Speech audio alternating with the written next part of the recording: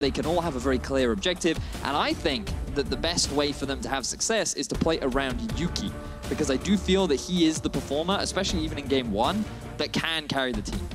Well, he certainly had some shining moments, just not nearly enough in the last game, and we'll see if they do focus on him. To start off with the bans, it is Thresh and Elise taken away by Splyce, and of course the Caitlyn on the red side for Mysterious Monkeys. So nothing too unconventional. A little interesting that Splyce would choose to ban away the Elise on blue side. Looks like that is not going to be their priority. Cho'Gath, Mikyx, Jarvan, likely all to be big priorities, with the Kalista taken away as well from Mysterious Monkeys on the red side. We're looking at things like the Cho still being available. Zac is currently still available. Alistar was something the Mysterious Monkeys banned away first time around. That's likely going to be up, given the bans we do see. Yeah, the Mikyx. That's something that they were expecting, and of course it's followed through by the Zac. So is the Alistar big enough to be picked up first by Splyce Vedius? I would expect the Cho. Oh yeah, that's a bigger beast. That is followed through by the Alistar. Interesting. So they actually have a lot of priority on getting this support. We've been seeing it rise a lot more across the world. One of the best engaged sort of supports. He kind of struggles a little bit in lane, but his tankiness is something that's really unrivaled by many of the supports you have, thanks to his ultimate. Right, and for Mysterious Monkeys, it looks like they're still valuing some comfort on top of that solid Alistar pick, or maybe not. Switching over at the last moment, it's going to be the Jarvan. There's that flexible pickup for the Monkeys. Now Splyce, they have the Cho'Gath. That could go jungle, that could go top. What do you want to see them pair with it, Vedius? Ooh, with Cho? I think you always need some kind of initiation. Because Cho works best when he's follow-up crowd control rather than initiation crowd control, and we get the Morgana! Oh, there we go. I'm so happy. I've been tweeting a lot about Morgana. I felt like Morgana was going to come back into the meta. It's something that we've already seen. We saw it today in the LCK. KT versus SKT. Morgana being used as an answer to the Alistar. I think she's extremely strong. We can talk a lot more about her once we get into game. But the big thing for me is it's extremely difficult for tanks to burst her black shield. So we can talk a little bit more about that in game. Round things out with the AD carry for Kobbe. Yep, so he picks up the Xayah one more time. And likely pairing that, of course, with that Morgana, as you were talking about, and that's going to be followed through by an insta lock-in of the Orianna by the Mysterious Monkeys. So they've gone a lot more safe. Perhaps a lot more conventional here in the mid lane, starting off by banning the LeBlanc away. Interesting, interesting. So, as you already said, there's the flexibility of the Jarvan that could go either mid, not mid, sorry, jungle. I mean, hold on, your Keen's not playing in this game. Yeah, you're very right, Could either go jungle or top lane. We've seen both Kikis, well, we've seen Kikis play. I don't think we've actually seen Amazing play it yet this split, but that means that we're still looking at what's likely going to be a counter-pick option for Kikis and an AD carry coming out next for the Mysterious Monkey. So with Tristana taken off the board, often considered a pretty good answer into the Xayah, we're now looking at things like the Varus, something that Yuki has brought out, had slightly less success with, very static AD carries, doesn't have a huge amount of mobility options. Or maybe they take a bit of a Sven approach and they go for something like a Lucian, something a little bit more lane-focused, a little more aggressive. Could be an option. I mean, if they push themselves forward with something that is lane dominant, do you think that's enough to really propel them to victory in this game? I mean, they were kind of outfought by Splyce because they weren't setting things up well. Yeah, you're very right. Well, we'll see. You know, if they want something team fight based, I don't think there's anything wrong. But what's better than a team fight than grabbing yourself a Sivir, who was buffed this patch, a champion that. We actually thought if she wasn't hotfixed, I feel like she definitely would have become like S tier. There was one buff that came in and it was like, oh, look at that. My boomerang blade does 60 damage if it hits both ways. And then they were like, wait a minute, hold on. That we added a 0 in that we shouldn't have. Yeah. So Sivir comes out and she still has been buffed in a little bit. lot of comps though. Yeah, she does. And like you have a lot of tools here that you can work with, it seems. Yes. Yeah. I think that it's fine. Really good initiation tool. You throw the ulti, you give your whole team a bunch of movement speed, allows the Alistar to get onto those primary targets. The Jarvan can follow up as well, or he can be your initiator. You got a bunch of options, you got a lot of wave clear. I think that it's a great pick for the side of Mysterious Monkeys. Of course, we are on patch 7.15, so that Sivir, that fixes up. I saw Splyce hovering a few interesting things that had also been changed on the patch, but it looks like we will be in for a much more standard matchup. The Orianna is locked in for Sencux. So we have the Syndra. and Orianna on the other Gragas. side. Yes. Syndra and Gragas. very well-rounded comp overall from Splyce. They have good initiation, they have good scaling, they have strong laners, they have CC. Everything is going in their favor, and we are looking at the counter pick for Kikis up in the top lane with the Gnar. So I think pretty standard stuff. Yeah, and it seems like Splyce really didn't miss a beat changing their coaching staff, or at least changing their coach, and that's encouraging for a team that is still trying to vie for that top playoff spot. Remember, they are a series back against the leaders of the pack, H2K and Unicorns of Love, and well, they'll get a chance to, if they take this victory here, to maybe take it to the Unicorns later this week. Yes, very exciting matchup that will be happening later on, and a lot on the line for Splyce, but they have drafted some fun picks. We get to see the Cho'Gath once more, causing a bit of terror earlier this morning in the LCK, and has already caused a huge amount of terror throughout the EU LCS. It will be on Wunder. Typically, tanks are not what he prefers, but I think that he will settle, given that Cho'Gath can literally one-shot your AD carries. I mean, I remember talking to him after one of the first Cho'Gath top games that we saw here in Europe, and he was just like, yeah, this is great. All I had to do was wander around, and at some point I could one-shot people. It kind of feels good when you can make that happen. So I wouldn't be surprised if the Monkeys are going to take some extra steps to try and shut that down early on. Well, composition's locked in, coaches shake hands. There are the lineups. Pyra, what do they have to do on Twitter? Oh, well, you guys all know it, but I'll say it out one more time. Hop on Twitter at LOL Esports is, of course, the place. And if you believe in the Splyce 2-0, hashtag SPYWin. Of course, the Mysterious Monkeys are your team. Your hashtag is hashtag MMWin.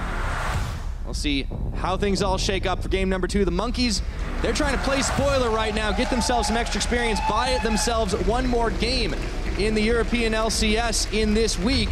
We'll see if they're able to make it happen as we load on to Summoner's Rift for game 2. And of course, Dreams rocking the only Alistar skin that matters. We'll see if we get ourselves some cowbell. Exactly, Pyra. You and I cast this game where we saw Mysterious Monkeys versus the Unicorns of Love. What did Dreams have to do? Yeah!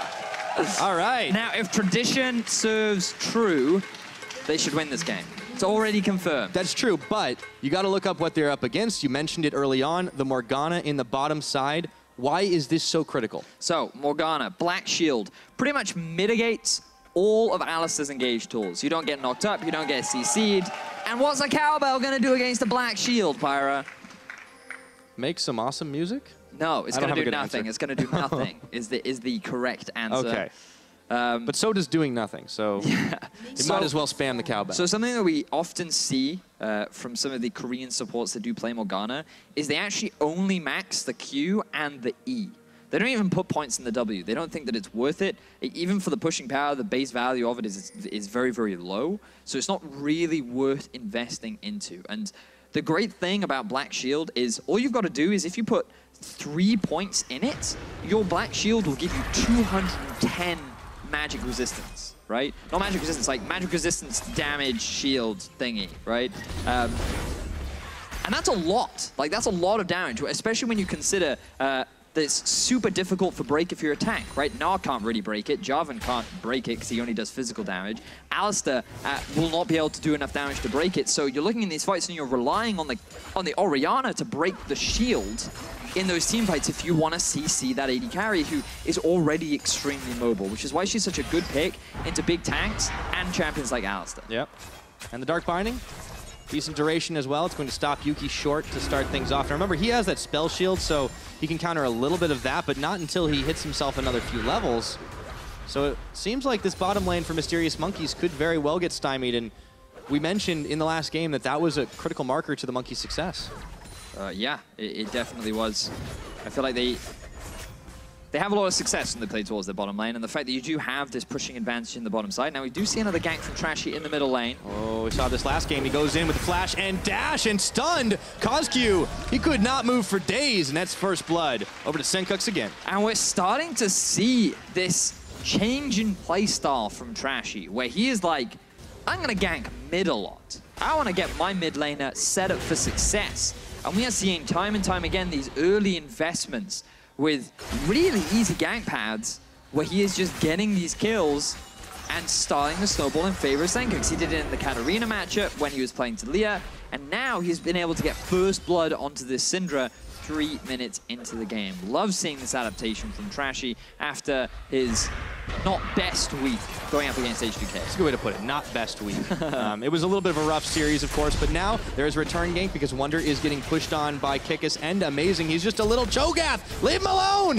Not this time, Kikis gets the kill, but meanwhile down on bot, they're making the 2v2 happen. Dreams, well, his look like they're getting crushed right now. A lot more auto attacks. Kobbe didn't quite have enough feathers to get number 2, but they did finish off Yuki. Ooh, so a lot more action happening in this early game. Kobbe and Mikyx winning out on the 2 versus 2. A gank from Amazing on the top side in somewhat conventional Amazing and Kikis manner, where they're like, let's try and get Kikis an early lead, but also punish Wunder for overextending in top. So much more bloodshed happening in this early game, but it's Splyce that are coming out ahead. Yeah, see if they can keep the trend up. Of course, active junglers all across the way. Back to the mid lane. Well, no, not back to the mid lane. It's back to the replay. So you can see the thing about Cho'Gath is he does push a lot. All of his abilities are AoE, so whenever you use one of them, you can hit all of the minions. And so when you're underneath the turret, it's super easy to overextend and get killed. Meanwhile, in the bottom lane, Dreams uses all-in combo. So now Kobbe and Mikyx actually have nothing to be afraid of. And Yuki decided to take his wave clear instead of his spell shield, which means that Mikyx and Kobbe had enough ability to go all in because there was nothing to block that black shield. Yeah. So with no flash available for Yuki, he ends up losing his life. I was going to say, that's the worst feeling, when you flash and you then just die on the flash animation. Ooh. Tilter. All right, so we're 5 minutes in. Yeah, as you rightly said, there's a lot of action right now. The gold lead is in Splyce's favor. Gnar are about to come out for Kikis up here on this top side. Junglers aren't around just yet, though, so Wunder has some breathing room, and he has built up that CS advantage. Meanwhile, down bottom, though, Trashy is looking to make a trip, see if they can bait Yuki out. He does have level 3, so spell shield's available.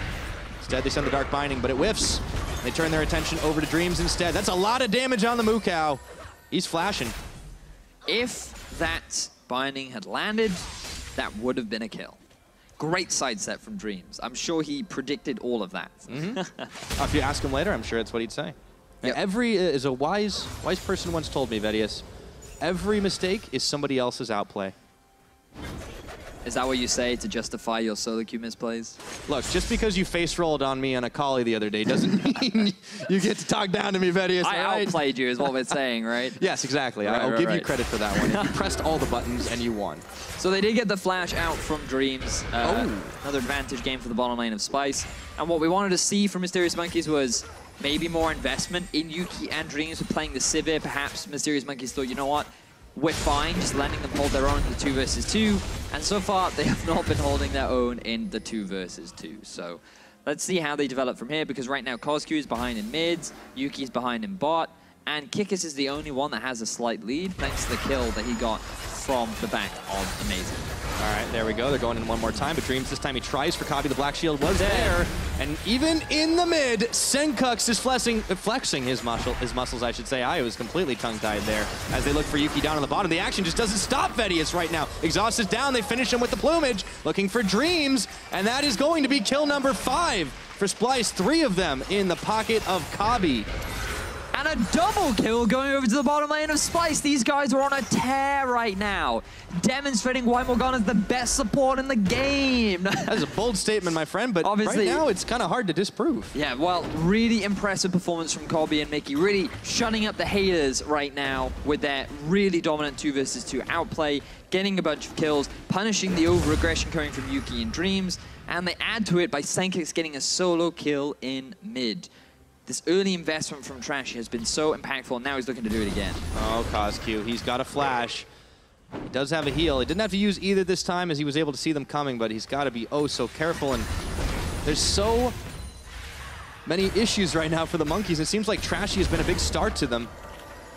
He's been all over the map. Yeah.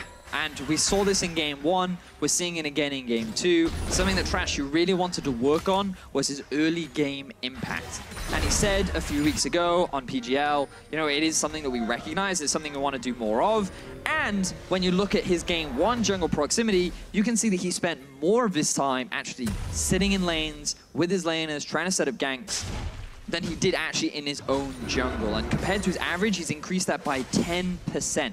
This guy is being so much more active on the map, and you can see that he is really developing as a player and doing what he can to improve. Well, Wunder's trying to develop his I think he's dead. life bar. I don't know if that's going to work so much. Kikis, yeah, okay. So that all aside, this is really good news for Splyce overall. They have some growth with the way they're playing. I know it's a really bad moment to say it, but seriously, like what you talked about with Trashy, like the fact that they're able to do this, yes, it's against the Monkeys, not one of the strongest teams in the league. If they can perfect that going into playoffs, they look like a formidable force. You're right. This is where you want to be showing that growth, right? Rather than, because if you can start it here and you can start the building blocks, then you can make your way to bringing this into the stronger opposition like the Unicorns of Live on Saturday. And this is the sort of same playstyle that you want to be seeing them against other top teams in Europe if they want to break into that top 4 bracket, which has been widely considered pretty solid now for the rest of the split. But we also have to talk about that 1v1 top lane Pyro. We kind of have to. Yeah, there's a bit of an oopsie there. Yeah. Kikis on the Gnar. He has range. He has the phage. He has a lot of move speed so that if Wunder oversteps, he kind of takes a lot of damage, and in this case, he kind of died. Yep. So, not great for Wunder, but he's still a tank. And as you rightly said, he's just got to not do much for a lot of the game, and then all of a sudden, he can kill you in one nom. Yeah, it kind of goes back to the old top lane holding pattern adage, but maybe not because Trashy wants to make some moves up here. Kikis is going to sniff this one out, but he's got no flash. He would have to use Hop if he wants to get out. And instead, Trashy walks back to clear the ward. Jarvan's coming as well, and I don't think Splyce fancy the 2v2 just yet. Also, Sencux was on his way to the top side as well, so good respect there from Kikis. But he knows that Amazing's nearby, so he's just said, yeah, I'm good. I'm good. We're not going to go for this dive. And Kikis, he's fine up in the top lane. So things, they've slowed down a little bit 10 minutes into the game. Yeah. We haven't seen a lot of the kill differences manifest in a huge item differential, at least not in that mid lane where you see, it's a massive CS differential in favor of Sencux. He's got 2 kills to the 2 deaths of CozQ, but he's still not completed a first item yet. We'll talk about that in a minute because Wunder was getting piled on, but Trashy steps in and that Gnar is nearly out, gets the barrel to knock away Amazing. Dragon Strike for the combo to try and get back to the safety, but Sencux is here. Scout of the Week is flashed away from. And he's still going in for round 2, though. The Ghost had already been used. And I don't know if that's where you want to be. Sencux unleashes the power. And Amazing is still going to stand alive. Bit of a greedy play there from Sencux, but he will end up trading both his summoner spells for the flash of Amazing. Binding does land. Yeah, and so do the chains. Oh, flashing forward. Not going to be enough. There's no follow-up here, though. So CozQ does get to walk out free. So just very quickly, you can see Mikyx, 3 points in his Black Shield, 2 points in his Dark Binding. Morgana plays at home. That's what you want to be doing if you're playing on a Morg. The Black Shield, at this point in the game, already gives you 221 magic defense, I guess, is what you'd call it. A magic shield, right? It is a big shield that prevents magic from happening to you. Exactly, exactly. That is what Morgana does. Yep. So, as well as a bunch of other, slightly gothically themed things. Yep, but really good roam from Sencux. Love the fact that he pushed mid, moved top with the rest of his team. Doesn't result in any kills going in favor of Splyce, but it also denies Kikis and Amazing any kind of opportunities to snowball this top half of the map. But for the side of Splyce, it seems like they're already in a comfortable position, but where do we need to see the breakout performance? Can they just coast on this, or what else do they need to make sure they win this game? Well, they're fine scaling, right? Because their main win condition is actually just winning fights. They have a really strong 5v5. Morgana, we talked a lot about her Black Shield, but also her ulti is really effective as a zoning tool. And if people stay within that zone, they're going to get rooted up, right? Also, you have the Cho'Gath and Gragas, really good team fighters. And along with Syndra and Xayah, they both scale pretty well. And I think that in the full 5v5, they're actually in a good position. Now, Mysterious Monkeys, they too have a decent 5v5 when you have an Orianna and a Sivir, but they're going to take a little longer to scale up compared to the Syndra and the Xayah, especially with the lead that Kobbe has already been able to build up for himself. The big advantage that Mysterious Monkeys have is that they can play on the side lane. But it's just something that we talk so much about when it's Mysterious Monkeys, like, oh, Kikis, he can still win in the 1v1 later into the game. Maybe they can win through split pushing. That's never what happens, Pyro. They always get dragged into these 5v5 fights, and because they're behind, even these leads that Kikis has built up, they never translate into a team fight win. Well, that seems to be the same kind of thing that we see from Splyce. Not necessarily getting dragged into the 5v5, but the fact that they weren't winning with the 5v5s for a while. And, maybe the Monkeys aren't offering the stiffest of resistance, but is this a big improvement from Splyce to be able to execute on this composition as it is so far?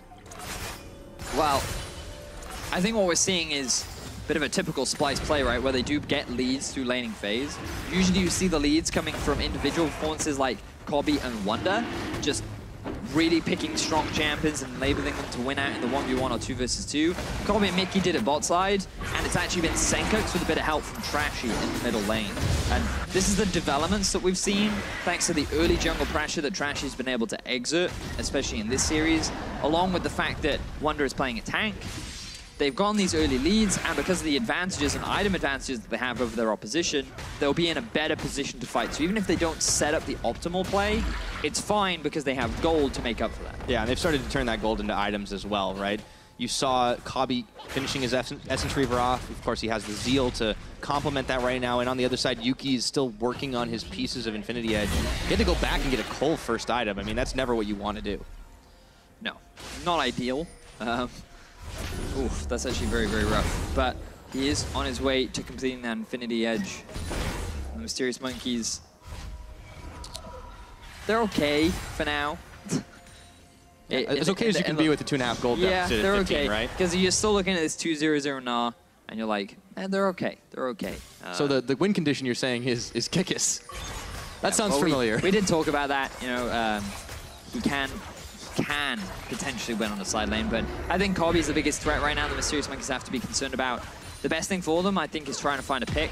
Maybe if they can get a cheeky gank down onto him, but it's going to be difficult from this point on. Yeah, and they're kind of leaving some holes here that Splyce are kind of slipping through to be able to find some more damage on towers. It's pretty easy to just freely poke away at this with Wunder and Sencux up in the top side, looking to siege on to this tower as well, but Dreams does go in. He managed to get that knockup. Black Shield comes in just after. They do get the root onto him. Still sending the feathers flying for one more shot on the tower. It's not finished off just yet, though. It seems like they're content to try and trade because they know they have the better one. But Trashy, he goes in on the hunt, and the spell shield comes out, but Trashy does not connect, so it looks like it's just going to be given up for this tower. But they've done exactly what they wanted. They're going to be able to get themselves the tower. They force the ulti out from Yuki. Risk of engage now heavily reduced. And that's 3 tier 1 towers going in favor of Splyce. Now, sure, Mysterious Monkeys, they can answer with a tower in the bottom lane of their own. Let's see if they get a fight. All right, there's the Feather Storm. Yuki, he had the spell shield on once again. Didn't end up taking the damage nor getting the mana back from it. So, looks like the Monkeys are trying to commit to just having a push on the bottom side, but look who's here. It's Wunder. He's going to be flanked by Mikyx as well. And Kikis knows he can't really do much with that. Interesting TP came out from Wunder right there as well. Surprised that he would want to try and save Kobbe when he looked pretty safe. Will mean that Mysterious Monkeys do have this TP advantage available to them. Let's see if they can try and force a play, because if they're going to, they need to make something happen. Otherwise, this game is slowly going to fall away from them. Yeah. Oh, well, Kikis, you can't jump them all. CozQ just trying to wave clear it up in the mid. And yeah, it does seem like, while you said they have some scaling, if they keep falling further and further behind because Splyce are the ones making those proactive moves, it doesn't really matter. Quite right, like Splyce, well, I mean, they're happy to just sit and scale, right? Both these teams do pretty well in the mid to late game team fights. Splyce is slightly stronger simply because they have the Cho'Gath rather than the Gnar. But it very much depends on how the fight actually starts and who can be that initiator. And credit to Amazing, he's farmed pretty well. He does have a slight level advantage over Trashy, but I don't know if that's really going to mean a huge amount if the rest of your team is kind of super far behind. Yeah, that's always the rough thing, right? And then you just kind of get into the holding pattern of, all right, well, we need to wait till we get to that late game state, be able to fight these teams out, but it seems like it just could turn into the desperate fight. And now Amazing might be a bit desperate himself as he's forced to burn Flash. He's got some help to clear the waves away. The Splyce are happy with this. Free summoners. And they could just go right back to doing it again. Business as usual. Precious still coming out from Splyce in the middle lane. Good vision setup from the Mysterious Monkeys top side, but that's not going to help at the bottom of the map, which is exactly where Splyce is right now. They're continuing to siege on the tier 2, and I think that once Sencux pushes this extra wave, he can rotate round to the bottom lane too. But instead they're just going to disengage. So things are certainly slowed down after the relentless onslaught that Splyce had built themselves up in the early game. It was a pretty big opening, seriously. Like the bloody all over the place. The Monkeys were willing to take those fights, and then all of a sudden everybody's just like, all right, we need to rest. We need to rest. We need to wait for that 40-minute mark, and then we can fight it out again. It's like if we go from like DBZ in like one opening of the game, and then all of a sudden like now it's just everyone's taking the stop to just have a cup of tea or something. Now, they've already been beaten up now, but they know that once they take a Sensu Bean, the simple rule of the Saiyans is once you've been beaten to near death, you come back stronger. But how long does that take? It seems like about 30 minutes or so as Yuki's forced to flash away. Shield is on, heal is on, but it doesn't mean a thing. Kobbe with the 4th kill of the game. He is having one hell of a series. Well, this is the trick, Pyrus. See, the thing is, if you're beaten near death, then come back, that's where you get the power up. It doesn't help if you actually die, because then you're not able to come back. Unless, well, okay, that's not totally true. You can collect the Dragon Balls. Well, yeah, but the point is here that Yuki is dead. He's 0-3-0. He's continuing to die. He's falling behind, and he's having a rough game so far. Yeah, I mean, it's really unfortunate because Mysterious Monkeys had some success with him doing well in previous weeks, and it seems like now it's kind of back to the old standby and hope that Kikis can do enough, but if they keep getting caught like this, I don't know what hope there is for this team in this game. Kikis, the Wonder Man himself, the hero, the one that played Akali in Challenger Series, who buff, by the way, just saying. He does have a lot of names and a lot of titles. It looks like Splyce are going to be the ones that are going for this dragon right now that'll help them move around and try to get those collapses on even quicker. But yeah, we're 20 minutes into this game. They're still building that lead. They're not taking any really unsafe risks because they absolutely do not have to. Thing is, I feel like Splyce could, though. This is something that I would like to see a little more from Splyce. Just utilize power spikes and gold leads more. Because, I mean, when you look across the board, right? Essence Reaver Static Shiv is done for Kobbe. Sencux, Luden's Echo, and Morellonomicon. What does CozQ have? Oh, he has a Morello and half a Banshee's Veldon. Yeah, that Shockwave's not going to hurt. Has a single Infinity. Like, you have such a big item advantage over your opposition. This is a great time to force fights. Barons, dragons, whatever it is, force stuff. Like this. Like this. Yeah, but with the whole team. With the whole team. Yeah, that was brutal, man. And that's just, and I think Splyce are just a little too slow to make these plays happen. And it's nice to see that we are getting some progression, like a lot more early ganks that are working out for Trashy.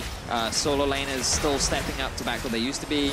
And this is good. I like this. Baron being forced, they have good vision. Mysterious Monkeys, no. Let's see if a fight kicks off. All right, already down to half its health right now. If they wanted to go for a steal, it's a little too late. Smited down, or eaten, I should say, by Wunder. They even get a stun off and take down CozQ out of that fight immediately. Kikis, I don't know if you can push towers fast enough, buddy, because Splyce are knocking on the front door, looking for that Game 2 victory. Very classic Mysterious Monkeys. No teleporting from Kikis. The team doesn't really have an idea of what they want to do around the Baron. And Splyce, with the Cho'Gath ultimate, with an overfed Xayah, knows that they can rush it down, and they do so. This is exactly the kind of proactivity I wanted to see from the team. And now they're going to be making their way towards those inhibitors of Mysterious Monkeys. They might be making their way towards a kill onto Amazing first, but he flags, he drags, and he's out of range. Still, Baron picked up, tower knocked down. Infernal is going to be the next dragon as well. Splyce are setting themselves up for a good finish. 6K is the gold leader, 5.5, and as we go back in and check this Baron play once again. So you can see here, there was no teleport. The Mega Gnar was even available. They didn't even want to try and fight it. There was not enough vision from Mysterious Monkeys because they lost it throughout their entire jungle from Splyce. And Mysterious Monkeys, they were limited in their options, but it's just one of those instances where you can see they just all don't seem to be on the same page. Kikis was just like, try and stall them, I'll get a tower. But he did get the tower. Yeah, I mean, you gotta give him credit. They're still able to make some things happen. But yeah, I mean, it's rough right now because at 22 minutes, it's just such a big gold deficit. They, lost game 1 in spectacular fashion after Splyce were able to just keep them on the back foot, forcing out fights that, well, Mysterious Monkeys forcing out the fights that Splyce were still able to come up with the win. And now they just have the stronger composition. They just have the stronger cohesion. And I think this growth is good. It'll definitely be put to the test later in the week, though. Yeah, that's the true question. Can Splyce maintain this sort of composure and play style against one of the other top teams in Europe? Because Mysterious Monkeys, they are locked in for relegation. They will be playing against either Giants or Schalke or Red Bull, depending on the victor of the playoffs that will be happening this Sunday. So a lot left to be decided, and so far from what I'm seeing, this Mysterious Monkeys not looking that spectacular. Individually, Kikis still performing pretty well, but Yuki and CozQ, they really did get shut down in this early game. Yeah, and some of the same problems for Monkeys, right? Like, you highlighted the the issue with they just don't really know exactly where they want to go, what they want to do in a clutch moment. And, well, a team like Splyce can certainly punish that. Scout of the Week isn't going to land here. Yuki just outside the edge of the Dark Binding range, and they maybe can't break into the base just yet. Of course, Baron still going to be on for another minute, but they can just keep on pushing. And man, that burst damage, it's starting to stack up. Down the bottom, Wunder versus Kikis is the push, but Kikis isn't going to keep on going, and you know, you can't put all the eggs in the Kikis basket all the time. So Splyce, they're just going to slowly push through, see if they can end this one if the Serious Monkeys get baited out into the fight. There's a lot of wave clear from Sivir and Orianna, which has made things a little difficult. But TP flank. Oh, let's see if they turn the fight before the TP is even going to finish right now. Kikis in the back is soon to have Gnar, but maybe this is the chance for the Serious Monkeys. Kobbe is able to get that Featherstorm out. There's a big amount of burst damage, though. The AoE's coming hot and heavy. Wunder right in the mix.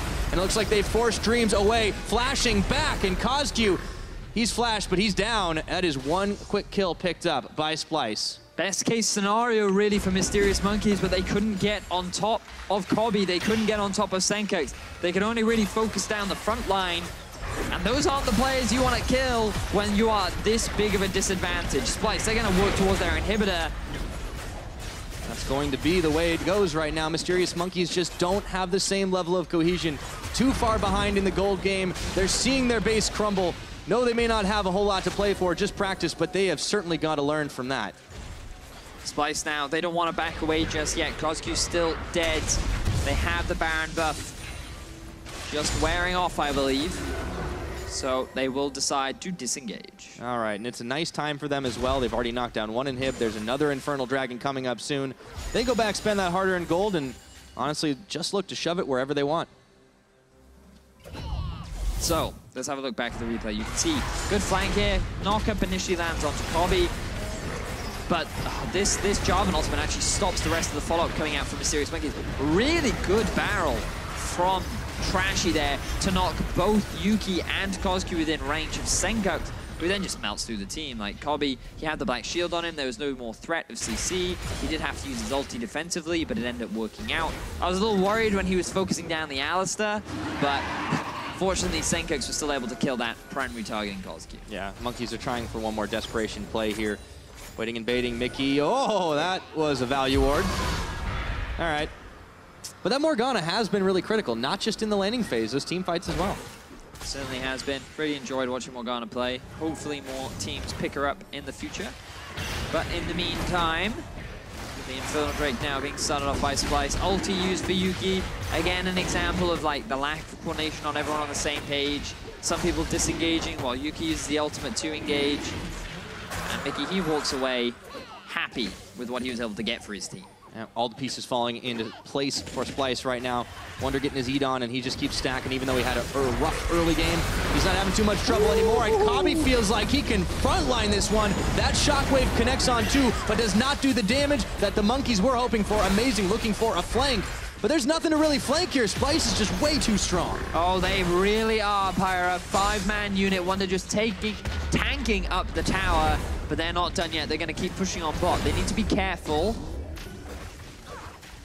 Forward assault right now on this bottom inhibitor tower. It's getting cut through pretty quickly here, but you can see Dreams looking to try and dissuade them from going any further. Amazing as well.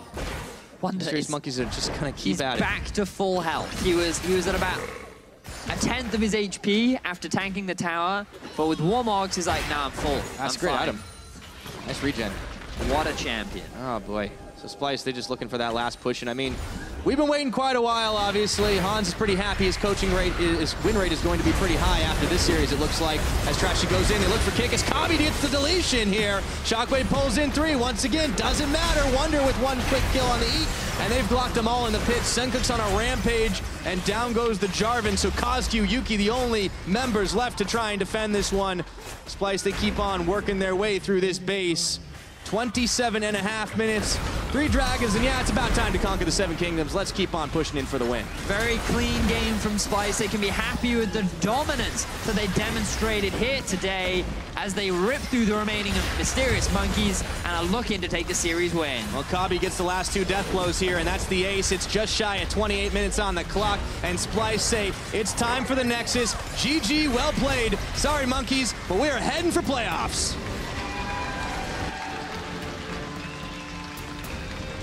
The elation on Splyce's face. You need to calm down, guys. Yeah, that is an overreaction. But Hans, hey, you got to be happy for this guy. 2-0, 100% coaching win rate. So far, yeah. Making his way for being coach of the split. Definitely seems like it. He's going to have to fight against Freddy 1-2-2. But yeah, for Splyce, you know, they got to be happy about this right now. Like, they showcase improvements. They're looking ahead. They're still contending for the #1 playoff spot. Obviously, they're not 100% locked in yet, but they are one step closer. They certainly are. Very impressed with Trashy this week. I think that a lot of his early ganks look fantastic. I think Kobbe really stepped up. I think that it was tough for him playing up against H2K. The compositions that he was going against made it extremely difficult for him to perform well. But this time around, not only did he dominate in the 2 versus 2, but his positioning in team fights was spectacular. And also Sencux. You see what this guy can do when you get a bit of investment into him, and it's no longer all about making sure that Wunder gets snowballing on this sort of carry top lane, and you can put him on a tank, you know that he'll be fine. Especially if it's Cho'Gath. Yeah, especially if it's Cho'Gath, and you can just rely on the others to be that carry threat. Yeah, really, really impressive performance from Splyce. And you know, the Monkeys, they were, to their credit, trying to make plays. The execution just isn't always there. The game plan is just not always what they needed in the moment. And the team will definitely have to be reviewing a lot of that as they head towards the promotion tournament and the opponents they'll face there. Yeah, and the one thing to note is that there is a big gap between playing in Challenger Series and then playing in the LCS. And we can see that Kikis and amazing, and I mean, even CozQ, Yuki, Dreams, these guys all look good during the actual promotion tournament. They all look dominating. And then coming into the LCS, it was a very different ball game. So even though they're not looking super dominant right now, we could expect, or we should expect, a lot more closer games in the playoffs, because we do know that Schalke and Red Bull will be playing this week on Sunday, and then we know that Giants already locked in, so you're bound to get some kind of exciting series. We already see a lot of familiar faces too, like Gilius, Kissing will be playing for Red Bull. It's going to be a very exciting time to see some of those names, especially. But let's go back over to Splyce, too, because we got to give our Player of the Series award. And I think it's really no surprise. It's going to be Kobbe. The guy was just stacking on the kill counter, and I don't think he hardly died. He didn't die. Game, not that Great one. observation, Pyra. Yeah, that's what we have stats for. We talked a lot about him. He had a great series overall. I think that his Xayah in both games was exceptional. His positioning is always good. I think it's a perfect champion for him too, because you can exert a fair amount of lane pressure depending on your support on the matchup. But also just in these late game team fights, it's something that Splyce wanted to work on more, and they're demonstrating that they really can do and rely on this superstar carry that is becoming arguably one of the best in Europe. Yeah, I know there were definitely a lot of strong opinions about him last week with that Kog'Maw, and I think he really kind of silenced a lot of critics with the way he performed now. When the team sets him up for success, he is really able to do a lot. Oh yeah, for sure. And the fact that they got so many 2v2 kills down on the bottom lane, both him and Mikyx. You got to praise the support too, of course, because what is an AD carry? Hey, you loved that Morgana, man, and there was a good reason for it, so that was fantastic. Now, Splyce, they're very close to securing playoffs after that win, so let's head over to Dracos for a word with the ADC. ADC Player of the Series, not a Xayah 1 trick, luckily, playing a lot of stuff in the recent weeks. Now, coming into that second game, my first question for you is, did you expect to just dominate bottom lane so hard? I know the Morgana pick came out of nowhere. What were your impressions of the early laning phase? Yeah, I kind of expected to dominate bot lane in this series, but first game I think I made a like really big mistake level 1, so we couldn't really win lane that hard. But game 2, I think the matchup was really, really horrible, and I think you can't really, or it's very hard to play Sivir into Xayah, so I expected to win that lane hard, yeah. Makes a lot of sense. You guys were able to execute. Now moving forward, you guys have not quite locked playoffs yet, so I have maybe a potentially frustrating standings question for you. Vitality and H2K, they're playing very soon. Now, if H2K win, you guys are going to lock playoffs after this victory today. But if H2K lose and continue to lose, it is possible for you to secure first place. So looking forward, H2K or Vitality, who would you want to take that series? Actually thinking of it, then Vitality, like, should be better for us. But, like, let's say H2K go and win, then we would have them to win against UL, so we can go for second. But that, like, we need to win our last 2 series for that to happen. But yeah, I would say Vitality then, yeah. All right, rooting for them. Now, looking forward, guys are very close to getting locked into playoffs, as I mentioned before. What are your goals to close out this season? Will you be okay with a third-place finish, potentially going up against G2? Or is that a big fear at this point? We're definitely not looking for the third seed because I think G2 is going to be really tough to go against in quarters, and that's not really what we're looking for. So like Misfits is not easy either. We saw last split what happened there, but I think I would rather like get first if we can, but otherwise then second. I think we're fine with that. Probably the better place to be, looking at how the team stacked up. We'll find out shortly. Now, I have one last question for you before we toss the break. Are you at all a fan of metal in any way? Not really. Okay, second question. Do you hate Teemo? Yes. Perfect. Then I have a video for you. Pentakill's new album, Grasp the Undying, has just come out. The music video for Mortal Reminder not only features metal, but some Teemo violence, and we're going to take a look at that. Going over to a